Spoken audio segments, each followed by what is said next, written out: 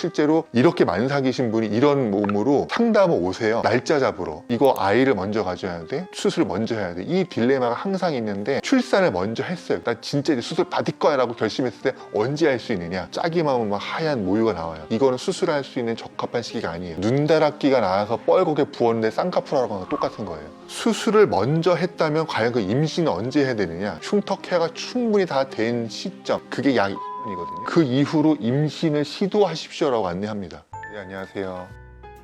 자, 임신도 해야 되는데 가슴이 너무 커요. 그러면 우리 미리 상상할 수 있어요. 지금도 큰데 임신을 해서 모유가 꽉 차면 얼마나 더 커질까? 보통 우리가 가슴이 작은 분도 임신하면 가슴이 커지는 걸 경험하잖아요. 근데 이미 너무 큰 분들이 여기서 모유까지 차버리면은 너무 커져 버리는 거예요. 그래서 제가 정말 많이 또 받는 전화 중에 하나가 저 지금 임신 중인데 가슴이 너무 커가지고 너무너무 힘들어요. 저 아이 낳기만 하면은 초유 먹이자마자 이거 가슴 축소하러 갈 건데 저 언제부터 수술 받을 수 있어요? 이 질문이 오고 실제로 이렇게 만삭이신 분이 이런 몸으로 상담을 오세요. 날짜 잡으러. 너무 얼마나 힘드셨으면 이렇게 오셨을까 공감은 되는데, 이게 참 어려운 문제인 게 가슴이 큰 신상태로 임신해버리면 이렇게 지긋지긋할 정도로 고통스러운 순간을 맞이해야 되거든요. 그러니 나는 먼저 수술을 해야겠어. 그리고 임신을 좀 편하게 해야겠어. 이게 우리 여성분들의 정말 많은 생각이세요. 공감이 되죠. 그런데 주변을 생각해보면은 시부모님이 또 눈치를 줘요. 그러다가 모유 수유 안 되면 어떡할 거야? 그리고 시부모님의 눈치를 봐야 되는 친정 어머니도 그냥 아이 낳고 수술하는 게 어떨까? 우리 손주 모유수유 해야 되지 않을까? 이런 또 분위기를 막 압박을 줘요. 남편분들은 원래 자체가 부인이 축소 받는 걸 애당초 싫어해. 별로 좋아하는 남편을 거의 본 적이 없어요. 다 말리죠. 어떤 여러 가지 이유로. 내 편을 들어주는 사람은 없어요. 친정 어머니나 시부모님이나 뭐 남편이나 다 내 편이 아닌 거지. 나 먼저 줄여도 모유수유 능력에 전혀 지장이 없대. 이런 확신만 있으면은 이분들 설득할 수 있을 텐데 현실에선 그렇지 않거든요. 분명히 앞에서 여러 번 말씀드린 것처럼 이 수술은 모유수유 능력이 떨어질 수 있고 영향을 받아요. 근데 여러분이 상상하시는 것처럼 그렇게 많이 영향을 받지는 않는다는 거죠. 그리고 이미 여러분들의 수유 능력은 이미 좀 떨어져 있어요. 이 수술 때문에 떨어진 게 아니라 이미 떨어져 있단 말이에요. 그래서 이 수술에 대해서 모유수유 능력과 너무 의미를 부여하지 않아도 되는데 많이 의미를 부여한단 말이죠. 이 수술을 먼저 해버리고 나 편하자고 가슴을 줄이고 임신했더니 하필이면 수유가 안 돼. 그러면 막 죄책감에 시달리거나 막 시부모님이나 친정어머니로부터 막 질책을 받거나 이런 두려움이 미리 있는 거지. 그럴 필요가 없다고 저는 생각하고 그렇지 않다고 통계로 말씀을 드리는데 참 현실에서는 어려운 문제예요. 그런 눈치를 봐야 돼서 늘 결정이 어려워요. 이거 아이를 먼저 가져야 돼? 수술을 먼저 해야 돼? 이 딜레마가 항상 있는데 저는 이제 객관적으로 항상 말씀드리고 뭘 선택하든지 간에 다 장단점이 있다 말씀드리죠. 먼저 수술하면 일단 임신 출산이 굉장히 훨씬 편할 거예요. 왜냐하면 가슴이 많이 작아져 있으니까 여기서 좀 커지더라도 견디기가 편하거든요. 그리고 배도 큰데 가슴까지 이만해지면 이건 어떻게 너무 힘들거든요. 근데 가슴을 잘 줄여놨으면 이 임신과 출산이 이때 편해요. 근데 여기서 모유까지 잘 나오면 너무나 금상첨화인데 잘 안 될 수 있는 소지가 있기 때문에 여기서 이제 주춤하는 거. 이게 단점인 거고. 또 하나의 단점은 수술을 다 해서 우리가 지극정성 1년 동안 흉터 케어 해놨어요. 그런데 임신을 하면은 흉터가 나빠질 수가 있어요. 흉터가 두꺼워지고 튀어나오는 거예요.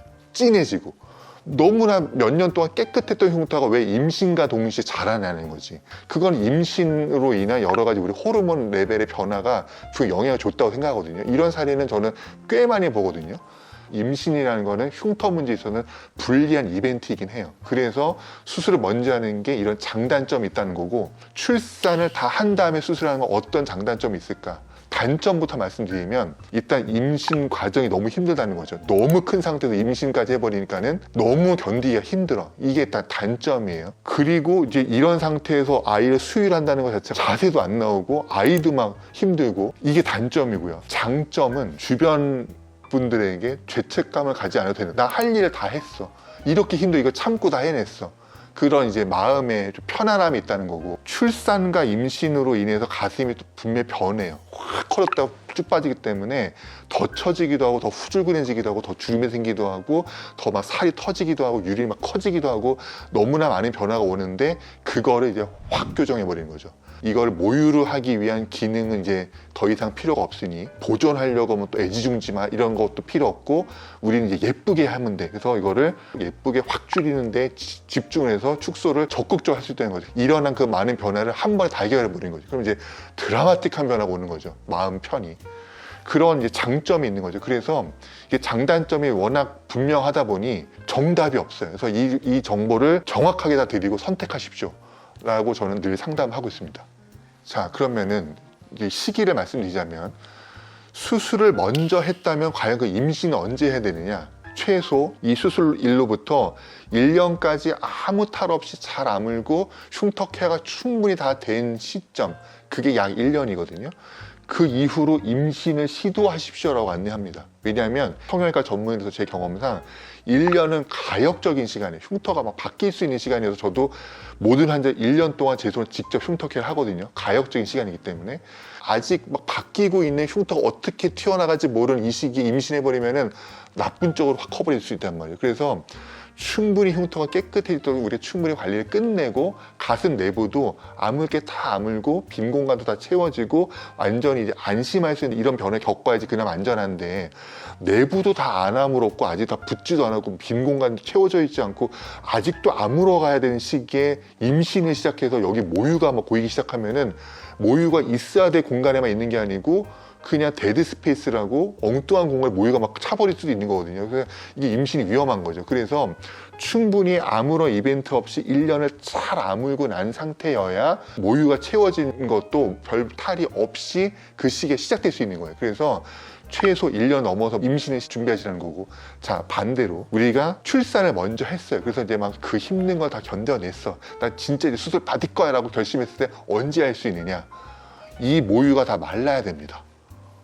근데 언제 마를지는 아무도 몰라요. 이거는 산부인과에서도 몰라요. 자, 우리가 모유가 꽉 찼어요, 이 가슴에. 그래서 짜기만 하면 막 하얀 모유가 나와요. 이거는 수술할 수 있는 적합한 시기가 아니에요. 이건 마치 눈다락기가 나와서 뻘겋게 부었는데 쌍꺼풀하고 하는 거 똑같은 거예요. 우리가 그런 식의 쌍꺼풀 합시다라고 안 하잖아야 가라앉아야지 하는 거죠. 지금도 내 유방은 원래는 없어야 될 모유가 가득 찬 비정상적인 상태인 거예요. 이때 수술 들어가면은 저는 조직을 떼고 피를 지혈하기도 바쁜데 모유까지 닦아내야 돼. 흘러나는 모유를 닦고 지지고 세척해내는 과정까지 해가면서 수술을 해야 되는 아주 어려운 상황이 되는 겁니다. 그러니까 수술 시간이 훨씬 더 오래 걸리죠. 그리고 모유가 흘러나오는 시기라는 건 유관도 많이 열려 있다는 거예요. 외부 피부 조직에 있는 균이 소통할 수 있는 길이 되는 겁니다. 그러니까 조심스러운 거죠. 유관도 좀 이 모유가 말라서 좀 작아지고 외부와의 소통도 줄어들고 안에 들어가도 흘러나올 게 없는 이런 상태가 돼야 수술하기가 좋은 겁니다. 그럼 그 시기가 언제 오느냐? 아무도 모르는데 우리나라 이 산모분들의 또 현실은 휴가가 그렇게 길지가 못해요.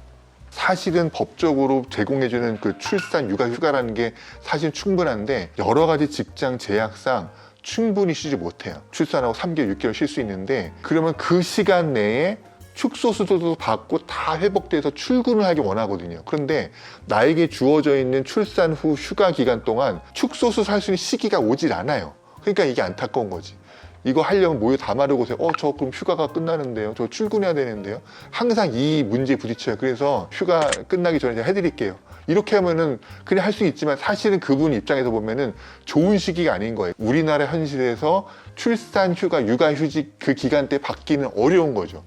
저는 1년까지 기다렸다 오시라고 말씀드리는데 1년까지 기다렸으면 사실 이제 거의 많이 줄어든 상태긴 해요. 조금 나오더라도 그냥 할만해요. 근데 1년을 기다려도 안 마르면 언제 마를지 모르는 거예요. 그래서 저는 1년까지 기다리는 분들 그냥 날짜 잡고 하는데 이런 원칙을 지켜서 수술했을 때 탈이 난 적은 감사하게도 한 번도 없었습니다. 지금 이제 출산 마지막 수 이후 6개월째인데 이때 아니면 전 평생 받을 수 있는 기회가 없습니다. 그냥 지금 못 받으면 저는 이 수술 포기해야 된다 이러면은 이런 고충을 말씀드리고 리스크를 말씀드리고 수술을 하기도 합니다. 그러면 열심히 제가 세척하고 닦아가면서 모유도 지져가면서 수술해야죠. 좋은 조건이 아니지만 감사히 잘 된 거지 그래도 당연히 된다고 말씀드릴 수 없는 거예요. 이게 정직한 말씀인 거고 시기를 기다리는 게 맞는 거죠. 그런데 모유를 빨리 말리기 위해서 우리가 약을 쓰는 경우가 생겨요. 브로모크리틴이라는 약을 쓰면 그게 이제 우리 환자분에게 모유를 말리고 단유를 시키는 약이라고 알려주는 약인데 결코 함부로 써서는 안 됩니다. 그걸 급한 마음에 썼다가는 컨트롤 할 수가 없어요. 얼마큼 마를지. 우리가 적당한 볼륨과 조직이 있어야 그걸 또 예쁘게 모양을 바꾸고 자르고 남겨가면서 모양을 예쁘게 만드는데 너무 말라버리면 갑자기 할머니 가슴이 될 수 있는 거예요. 너무 안에가 바짝 말라버리고 주글주글한 피부만 남으면 예쁘게 만들기가 너무너무 힘들어지는 거거든요. 근데 그게 나는 얼마만큼만 줄여야지라고 조절할 수 있는 영역이 아닌 거예요. 갑자기 확 빠질 수 있는 거라서 매우 위험한 약이고, 저는 절대로 약을 써서 단유를 하시라는 말씀을 드리지 않습니다. 그래서 단유를 빨리 하려면 단유 마사지를 받으시라고 말씀드리는데, 단유 마사지가 뭐냐면 남아있는 모유를 짜내는 거거든요. 열심히 짜내가지고 고여있는 걸 최대한 빼라는 거예요. 쥐어짜도 안 나올 상태가 되면 저에게 오세요. 유선 조직을 그렇게 많이 망가뜨리지 않으면서 남아있는 찌꺼기 조직을 짜내는 거니까 그게 제일 안전한 방법입니다. 도저히 뭐를 해도 안 된다, 정말 수술 날짜 다가왔고 이 시기가 아니면 나는 평생 못하는데 아직도 모유가 나온다, 그러면은 아주 짧은 일주일 이내로 한정해서 약을 처방해 드리기도 합니다만, 가능한 그렇게 해드리지는 않습니다.